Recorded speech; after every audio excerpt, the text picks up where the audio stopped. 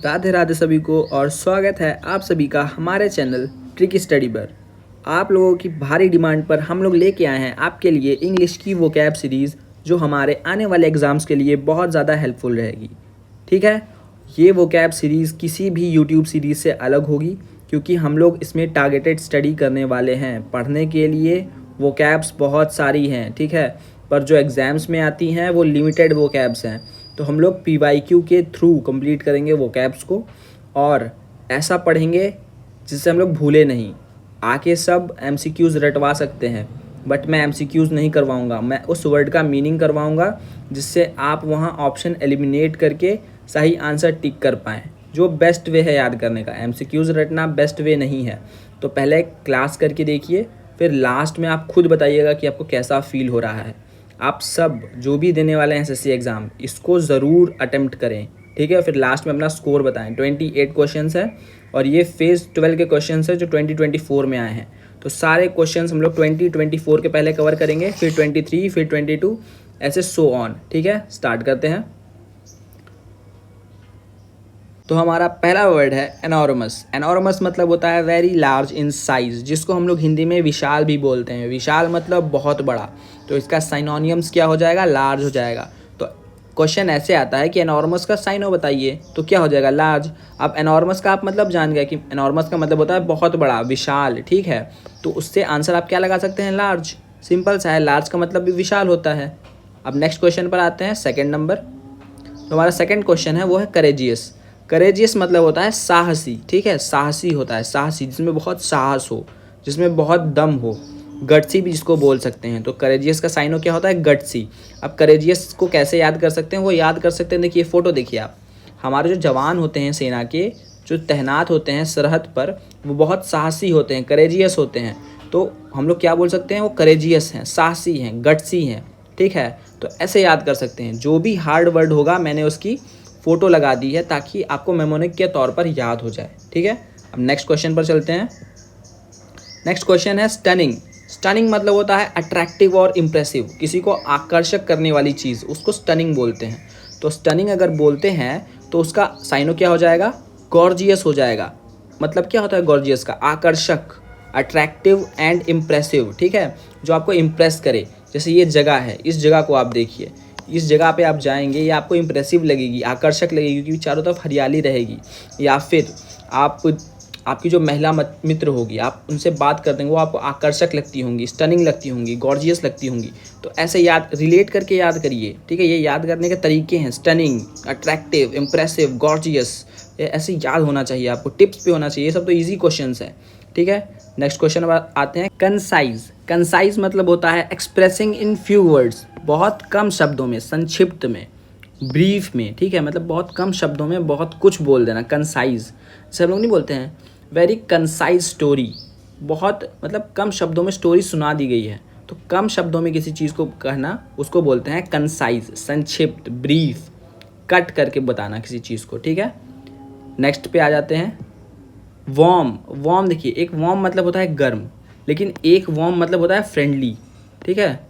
एक वार्म मतलब होता है गर्म और एक वार्म मतलब होता है फ्रेंडली, मतलब बहुत ही मैत्रीपूर्ण फीलिंग आती है। मान लीजिए आप किसी पर्सन से मिले, ठीक है, वो इतना ग्रीटिंग था, वो इतना आपसे अच्छे से बात किया कि आपको उसके साथ मैत्रीपूर्ण फील हुआ, बहुत ही फ्रेंडली फील हुआ। तो हैविंग और डिस्प्लेइंग अफेक्शन मतलब किसी के प्रति फ्रेंडशिप दिखाना, अफेक्शन दिखाना, उसको बोलते हैं वार्म, एमिकेबल, ठीक है, फ्रेंडली जिसको बोल सकते हैं। वार्म का साइनो क्या हो जाएगा?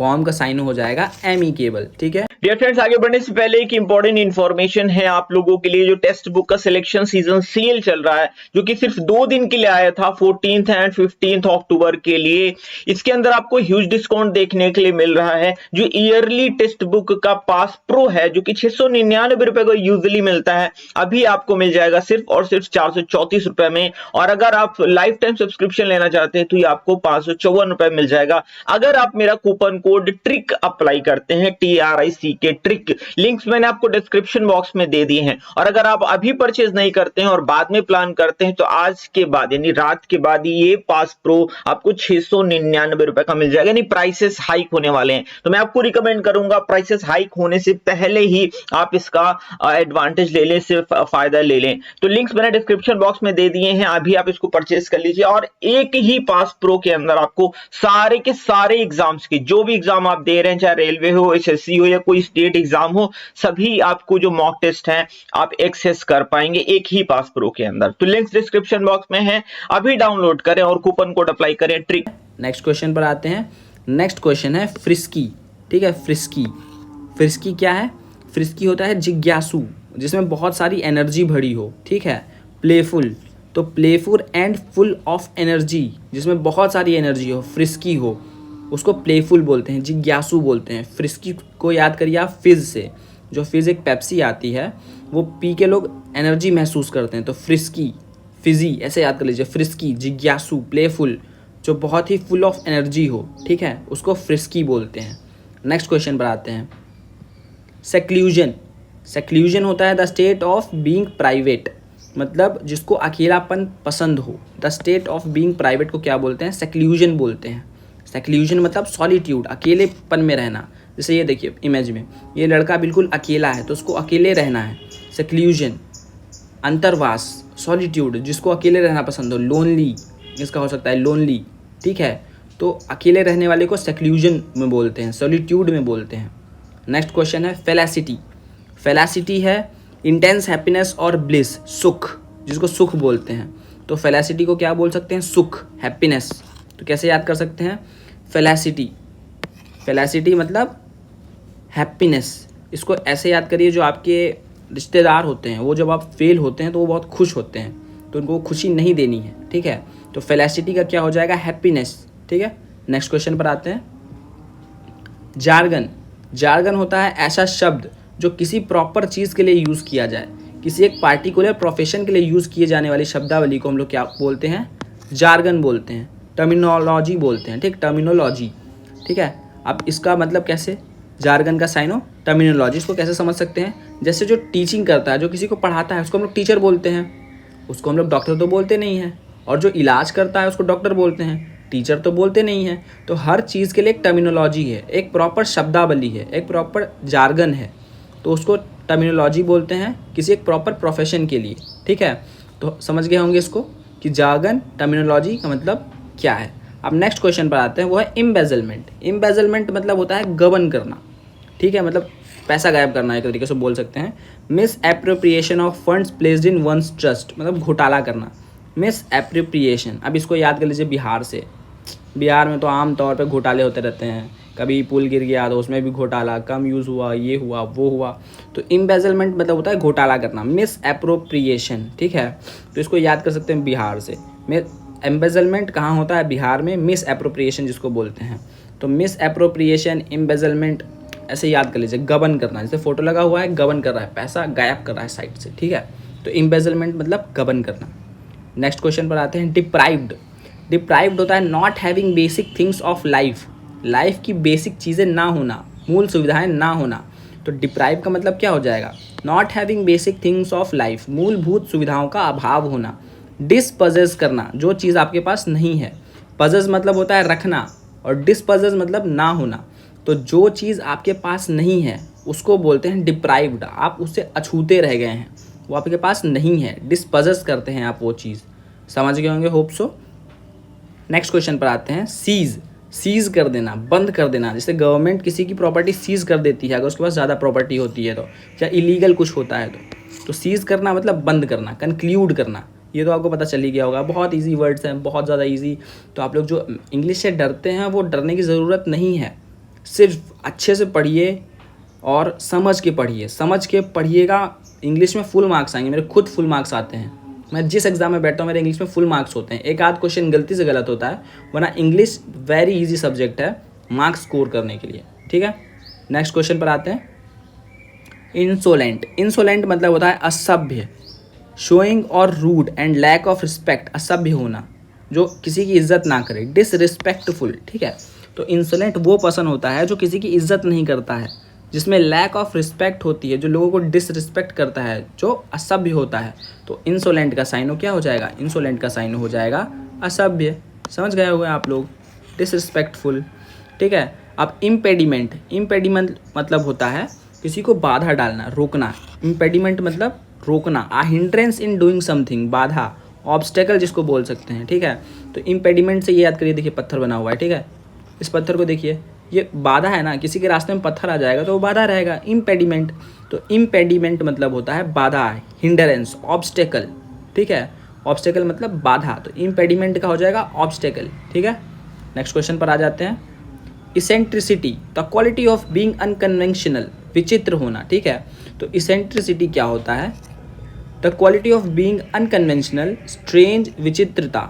ठीक है। मतलब जो विचित्र पर्सन हो, मतलब जो बहुत अलग हो। मान लीजिए कोई, आप लोग सब लोग नॉर्मल हैं और उसमें एक पागल आदमी आ जाए और कुछ भी बकने लगे, कुछ भी नाचने गाने लगे, तो वो क्या हो जाएगा? अनकन्वेंशनल हो जाएगा, मतलब सबसे अलग हो जाएगा, जिसका कोई भरोसा नहीं कि वो कब क्या करेगा। तो उसको बोलते हैं विचित्र आदमी, स्ट्रेंज। तो इसेंट्रिसिटी का मतलब होता है स्ट्रेंज, विचित्रता। ठीक है। अब नेक्स्ट क्वेश्चन पर आ जाते हैं। प्लेथोरा। ठीक है। प्लेथोरा क्या होता है? A large amount of something, अत्यधिकता। ठीक है। जो बहुत ज़्यादा हमारे पास है चीज़, उसको बोलते हैं प्लेथोरा। प्लेथोरा मतलब होता है अबंडेंस। देखो प्लेथोरा का याद कर सकते हैं अबंडेंस। अभी हम लोग ने और भी कुछ चीज़ें ऊपर याद की थी कि एनॉर्मस मतलब भी बहुत ज़्यादा होता है, अत्यधिकता। ठीक है। ह्यूज, जायंट, ये सब आप रिकॉल करिए। आपको कुछ पढ़े होंगे पहले से, कुछ ना कुछ तो पढ़े होंगे, तो कुछ भी जो आपके दिमाग में आता हो आप उसको रिकॉल करिए। तो प्लेथोरा मतलब होता है a large amount of something, अत्यधिकता, अबंडेंस। ठीक है। Next question.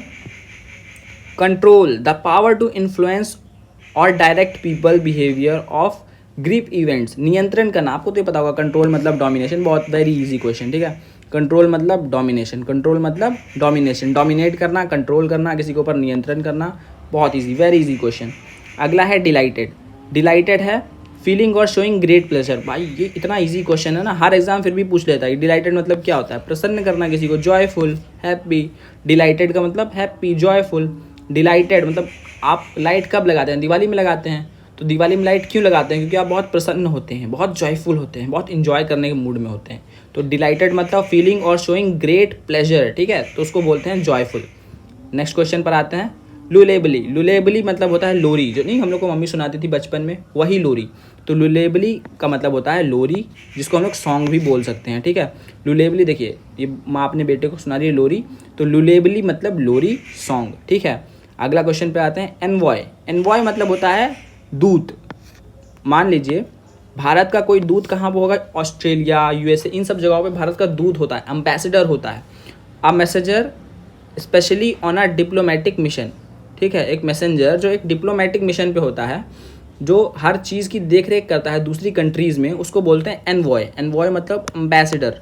ठीक है। एनवॉय याद कर सकते हैं, एनवॉय मतलब एम्बेसडर। एनवॉय मतलब एम्बेसडर, जो दूत होता है। एनवॉय मतलब दूत, एम्बेसडर मतलब दूत। 21 नंबर। ठीक है। आप देखते हैं। रिज़ाइन करना। अरे भाई रिज़ाइन कर दिया मैंने इस जॉब से। ठीक है। ये तो इस्तीफ़ा दे दिया, नहीं हम लोग बोलते हैं अपने दोस्तों में कि भाई अच्छे पैसे नहीं मिले तो रिज़ाइन कर दिया। कौन करता है ऐसी नौकरी? तो रिज़ाइन मतलब होता है सरेंडर करना, इस्तीफ़ा दे देना। रिज़ाइन मतलब इस्तीफ़ा दे देना, रिज़ाइन इस्तीफ़ा देना। सरेंडर करना, सरेंडर कर दिया भाई, तुम्हारे भाई ने जॉब नहीं पसंद आई, सरेंडर कर दिया। आप देखिए 22 नंबर क्वेश्चन है।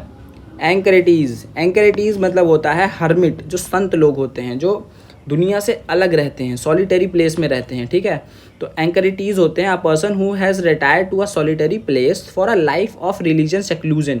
जो सन्यासी बन गया है उसको बोलते हैं एंकरेटीज़, हर्मिट बोलते हैं उसको, हर्मिट, सन्यासी बोलते हैं। ठीक है। तो एंकरेटीज़ मतलब क्या होता है? हर्मिट्स, सन्यासी। ठीक है। Solitary people. अब अगला है inertia. A tendency to do nothing, कुछ ना करना। इनर्शिया मतलब जदता, इनएक्टिविटी। भाई पड़े रहना। जैसे मान लो अभी ठंड आने वाली है, ठीक है, हम लोग बेड पे जाएंगे, इनएक्टिव हो जाएंगे, इनर्शिया में हो जाएंगे, उठने के लिए भी सोचना पड़ेगा, इनएक्टिव इतने हो जाएंगे हम लोग। तो इनर्शिया मतलब इनएक्टिविटी। इनर्शिया को याद कर लीजिए, हमारे साइंस में एक नियम था न्यूटन साहब का, कौन सा? Law of inertia, first law of motion. तो उसमें क्या था? कोई भी चीज़ जब तक रेस्ट में है, रेस्ट पे रहेगी, तब तक नहीं हिलेगी जब तक कोई इसको लात ना मारे। तो ऐसे याद कर लीजिए, inertia, a tendency to do something, जदता, इनएक्टिविटी। ठीक है। अगला है लोथ। लोथ मतलब होता है फील इंटेंस डिसलाइक, घृणा करना, ठीक है। तो लोथ मतलब होता है फील इंटेंस डिसलाइक, एकदम घृणा करना किसी से, एकदम जिसे आप उनसे करते हैं जो आपका काट के गई। तो लोथ मतलब होता है इंटेंस डिसलाइक, घृणा करना, हेट करना किसी को। जैसे बिल्ली हेट करती है, क्या हेट करती है? जब उसके सामने चूहा भागता है वो हेट करती है कि भाई मेरे मुंह में होनी चाहिए, ठीक है। नेक्स्ट क्वेश्चन, नेक्स्ट क्वेश्चन पर आते हैं। इंटेलिजिबल, अब एबल टू अंडरस्टैंड, ठीक है। अब देखिए इंटेलिजिबल को याद करिए इंटेलिजेंट से, लग रहा है कुछ इंटेलिजेंट का भाई बंधु दूर का, तो इंटेलिजिबल को वैसे याद कर लीजिए। इंटेलिजिबल मतलब जो समझने योग्य हो, एबल टू अंडरस्टूड, जो माइंड में आ जाए, एक बार में आ जाए। कॉम्प्रीहेंसिबल, इसको क्या बोल सकते हैं? कॉम्प्रीहेंसिबल। एबल टू अंडरस्टैंड, जो हम लोग एकदम प्यार से समझ जाए, ठीक, उसको बोलते हैं इंटेलिजिबल। अब अगला क्या है? कॉन्फिस्केट। कॉन्फिस्केट मतलब किसी चीज़ को जब्त करना, ठीक, सीज करना। अभी ऊपर भी सीज आया था एक बार, तो कॉन्फिस्केट मतलब होता है सीज करना, जब्त करना। जैसे ये देखिए, ये मुहर आपको याद है, कहीं भी ये मुहर लग जाती है मतलब सीज हो गया वो जगह, सील लगा दी हमने वहाँ पे। तो कॉन्फिस्केट करना मतलब सीज करना, किसी चीज़ को जब्त कर लेना। नेक्स्ट क्वेश्चन देखिए, लास्ट दो क्वेश्चन, ठीक है। एफिकेसी, अगर यहाँ तक आ गए हैं तो बहुत बढ़िया सा कमेंट करिए कि सर मज़ा आया, ठीक। एफिकेसी, एफिकेसी मतलब क्या होता है? The ability to produce a desired efficiency, ठीक। आप समझिए, जो डिज़ायर्ड चीज़ है उसको प्रोड्यूस करना, उसी को एफिकेसी बोलते हैं। प्रभावशीलता, एफिशिएंसी भी बोल सकते हैं। अब ये कितना इजी वर्ड है कि वर्ड क्या है? एफिकेसी, और सिनोनियम क्या है? एफिशिएंसी। मतलब प्रभावशीलता, जो चीज़ प्रभाव डाले उसको क्या बोलते हैं? Efficacy, efficiency. एफिशिएंसी तो आप लोग टाइम एंड वर्क में भी पढ़े होंगे, ठीक है। तो एफिशिएंसी, एफिकेसी मतलब प्रभावशीलता, आप कितना प्रभाव डाल सकते हैं। तो the ability to produce a desired result, desired मतलब जो चीज़ चाहिए वो चाहिए, तो एफिकेसी, एफिशिएंसी। लास्ट क्वेश्चन हमारा है आइसोलेटेड। आइसोलेटेड होता है far away from other places people, लोगों से बहुत दूर भाई। आइसोलेट होना, डिजर्टेड मतलब एकदम अलग थलग हो जाना। तो far away from other places people, लोगों से बहुत दूर रहना, अलग थलग रहना। तो आइसोलेटेड का हो जाएगा डिजर्टेड। डिजर्टेड मतलब त्यागना भी होता है, वैसे इसको याद कर लीजिए। अगर आप आइसोलेटेड रहेंगे, अलग रहेंगे, तो आप अलग थलग ही रहेंगे, ठीक है। तो आइसोलेटेड, डिजर्टेड, डिजर्टेड ही फील करेंगे अकेले में आप, तो आइसोलेटेड का होगा डिजर्टेड। तो भाई हमारी ये 28 क्वेश्चन थे फेज़ 12 के, ठीक है। किसके थे? फेज़ 12 के ये 12 क्वेश्चन, ये 28 क्वेश्चन थे, ठीक। पूरे साइनो उठा के देख लो, एक एक क्वेश्चन मैच करेगा। अब ये क्वेश्चन हमने दिए हैं करवा, अब इस पर रिस्पॉन्स बढ़िया सा दो ताकि हम लाएँ नेक्स्ट वीडियो एंटोनियम्स के ऊपर। ऐसा ही करेंगे CHSL के और CGL प्री 2024 के। अभी MTS भी ख़त्म हो जाएगा तब तक वो भी करेंगे। तो एकदम बढ़िया से लग जाओ पढ़ने में, और हम करा रहे हैं, तुम करते जाओ बस, ठीक। आप देखो टारगेट स्टडी कैसे करेंगे भाई, हम लोग सबको बता दिए हैं कि टारगेट स्टडी करेंगे थ्रू PYQs, जो PYQ होते हैं उसके थ्रू करेंगे।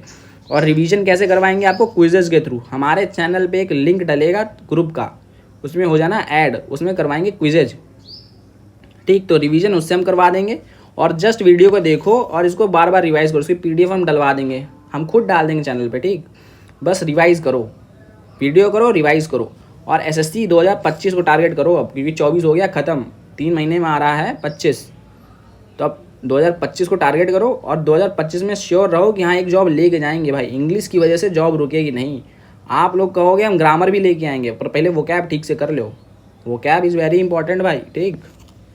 तो राधे राधे, और बढ़िया से पढ़ाई करो। आपके लिए बहुत मेहनत करना है हम लोग, और बहुत मेहनत करते रहेंगे, ठीक।